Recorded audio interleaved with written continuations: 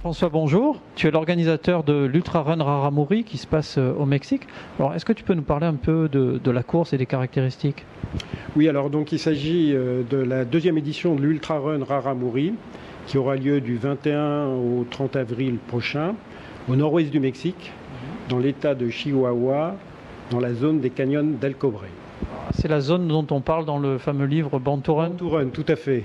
Alors il s'agit donc d'un ultra trail de 180 km en non-stop, en semi-autonomie, avec des CP à peu près tous les 20 à 30 km et avec un dénivelé cumulé positif d'environ 10 000 mètres. Quand tu dis semi-autonomie, ça veut dire quoi? Ça veut dire que chaque coureur aura à peu près en produit lyophilisé 4000 calories. Et nous, au point de contrôle, donc, on mettra un ravitaillement complémentaire en solide et bien sûr en boisson, café, coca et autres denrées. Alors les caractéristiques de cette course, elles sont doubles. Donc la première, c'est de pouvoir côtoyer les fameux Indiens Raramuri.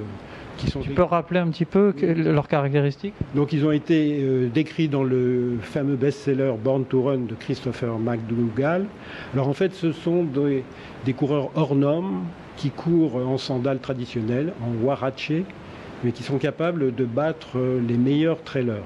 Alors justement à ce sujet, lors de la première expédition, c'est-à-dire l'année dernière, le vainqueur qui s'appelait Juan Contreras Garcia, il a parcouru les 180 km en 28 h 38 minutes avec 15 heures d'avance sur le premier coureur européen. Donc c'est quand même une référence. Et encore a-t-il été obligé de s'arrêter 6 heures la nuit parce qu'il n'avait pas de lampe électrique. Donc ce sont vraiment des coureurs extraordinaires. Alors la deuxième caractéristique de cette course, c'est qu'il n'y aura pas de barrière horaire. C'est-à-dire qu'il y a simplement un temps limite de 96 heures qui correspond à 4 jours et 4 nuits, parce que le but qu'on s'est fixé, c'est d'avoir un maximum de finishers.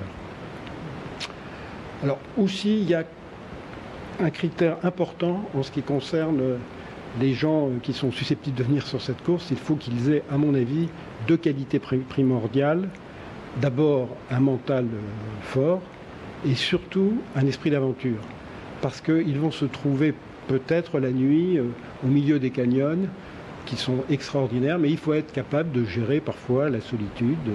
On sort un petit peu de sa zone de confort. Parce qu'on est dans une configuration, contrairement à un marathon des sables où on est des milliers, là ça reste une aventure à taille humaine. On peut se retrouver tout seul ou par binôme, ce que peut-être tu préconises par sécurité la nuit. Parce que c'est d'abord une aventure, et surtout une aventure humaine. C'est vrai que partager 20 km avec un autre coureur en pleine nuit, ça peut être une parenthèse humaine où chacun se raconte ses expériences, sa vie, un petit peu comme des naufragés. Mais en ayant l'esprit d'aventure, ensuite ça peut concerner aussi bien des champions qui voudront jouer la gagne avec les Raramuri qu'un coureur relativement modeste, aguerri, voire même à la limite débutant, parce que j'ai une anecdote en ce qui concerne ce cas-là, c'est-à-dire que sur la première édition aussi, il y avait un jeune Français de 30 ans qui, 10 mois avant, n'avait jamais fait de longue distance, mais qui avait vraiment la volonté de faire cette course,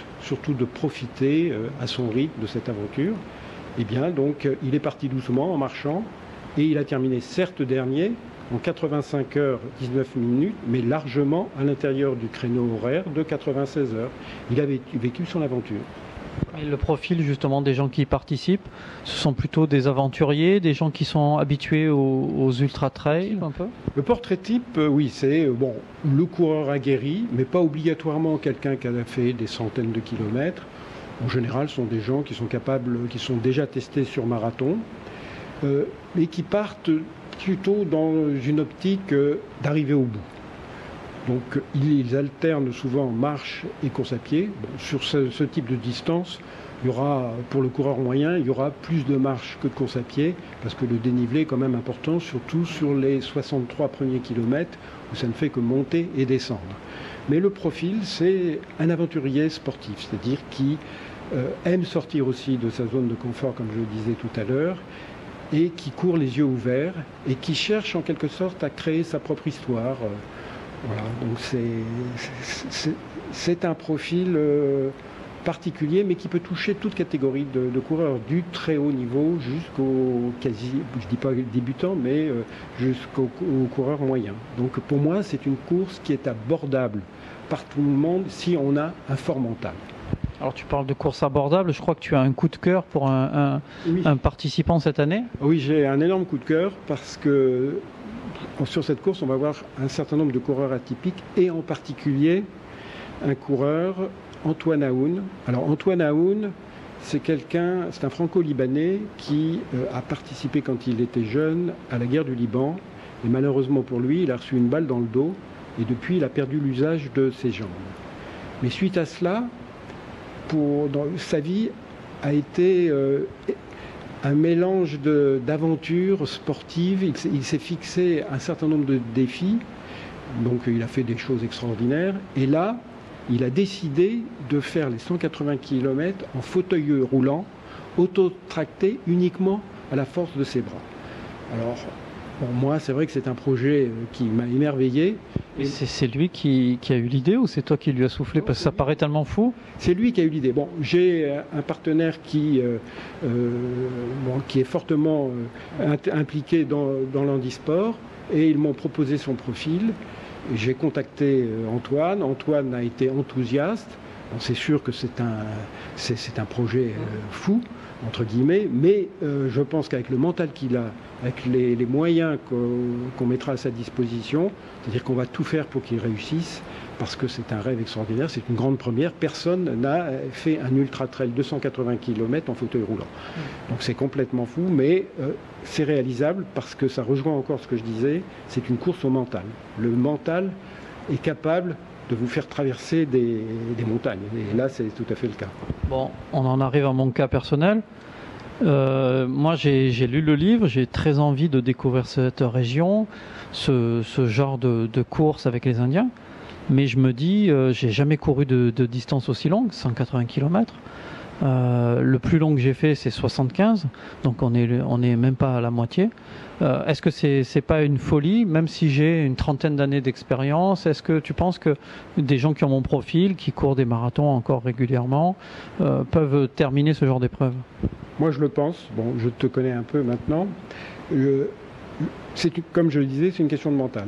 Simplement, il faut aborder cette course avec beaucoup d'humilité, c'est-à-dire partir au départ en marchant et faire en sorte que le message donné par l'esprit au corps puisse bien l'imprégner. C'est-à-dire qu'il va falloir à peu près une cinquantaine de kilomètres pour que ton corps accepte ce message.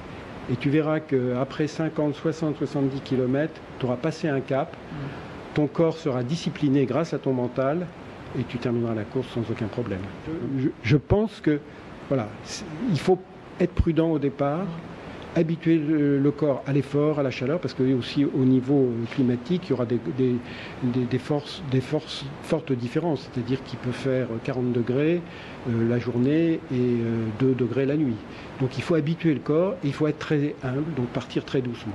Mais je pense que si on rêve à cette course, si on a vraiment envie de la faire, si on est prudent, si on se donne les moyens, tu arrives au bout et sans être fracassé. Mais en tout cas, le lieu me fait rêver, l'aventure me fait rêver. Mais je prendrai une décision très rapidement pour savoir si je m'inscris dans ce genre d'épreuve. Mais en tout cas, ça fait rêver. Et je pense que c'est peut-être le début d'une après-carrière aussi, peut-être, hein, comme tu l'avais fait, puisqu'on en a parlé juste avant. Tu étais passé du marathon à l'ultra et on rentre dans un autre voyage un peu plus philosophique. Peut-être que les gens sont moins compétiteurs, mais plus voyageurs. Tout à fait. C'est un petit peu le trait commun entre toutes ces personnes. Ils viennent pour écrire leur histoire. Ce sont tous des gens qui sont très intéressants, qui ont beaucoup de choses à raconter et qui ont besoin de cette espèce de parenthèse dont je parlais tout à l'heure, de se retrouver face à la nature, face à soi-même et d'apprendre à vraiment mieux se connaître, de connaître ses limites. Bien sûr, il ne faut jamais aller au-delà de ses limites, mais le mental permet au corps de faire des choses auxquelles on ne penserait pas du tout à plat comme ça. Là, on parlait de sécurité physique et justement de point de vue généralité au niveau de la sécurité. Est-ce que tu peux parler, c'est un petit peu là ce que les gens m'ont posé comme question en disant mais si tu pars là-bas au niveau de la sécurité, si tu te perds, si tu te fais mal, est-ce que tu peux nous éclairer un peu là-dessus? Déjà, bon, on part pas à une aventure complètement folle. C'est-à-dire qu'avec moi, j'ai une logistique donc, qui a déjà été éprouvée sur la première édition. C'est-à-dire j'ai une équipe médicale de premier plan. J'ai des pisteurs locaux avec une agence de trekking mexicaine qui est tout à fait adaptée et qui connaît très bien les canyons. On a des voitures qui font le ravitaillement, des 4x4 avec des chauffeurs qui connaissent les canyons, qui sont capables de conduire en pleine nuit. Et un balisage qui comportera donc d'une part de la rubalise et ensuite il y aura également donc une trace tracée au GPS et chaque coureur sera équipé d'un tracker. Donc on saura exactement à quel endroit se trouve chacun. Les CP, ils sont tous les combien? Les CP, selon le dénivelé, sont tous les entre 20 et 30 km avec un pointage à chaque CP. Donc on sait exactement où se trouve la personne à un moment T. Et bon, le tracker permet justement d'assurer la sécurité si on voit qu'à un certain moment ça ne bouge pas. Donc on est capable d'intervenir. Et même à pied, parce que même dans les endroits les plus compliqués, comme nous avons beaucoup de raramuri, il y aura les raramuri qui feront la course, mais on a aussi une équipe de logistique avec des raramuri qui connaissent vraiment très bien les canyons et qui sont capables d'intervenir très rapidement entre deux CP parce que bon, c'est leur terrain de jeu et il n'y a pas de souci. Donc c'est une aventure balisée, mais c'est quand même une aventure. C'est-à-dire qu'on ne sera jamais très loin des coureurs, mais les coureurs auront vraiment l'impression d'être livrés à eux-mêmes parce que bon, j'aspire à avoir entre 25 et 50 coureurs sur 180 km dans des canyons complètement sauvages. Il est très facile de se retrouver très vite seul. Mais ça aussi, ça fait partie de l'aventure. L'aventure, c'est une solitude, être capable de gérer la solitude dans un univers que l'on ne connaît pas. Mais je pense que ça fait quand même du bien de sortir de son univers policé, de son univers confortable et de se retrouver en contact avec la nature. Et on ne revient de ce genre de course extrême jamais le même. On est complètement différent. C'est-à-dire que, je ne veux pas faire du prosélytisme, mais on ressort grandi de ce type de course. On est un autre homme parce qu'on a un peu l'impression donc d'avoir atteint des limites que l'on ne connaissait pas. Bah, écoute Jean-François, on va souhaiter bonne chance pour l'organisation et puis peut-être rendez-vous au Mexique. Eh ben, je l'espère. Merci.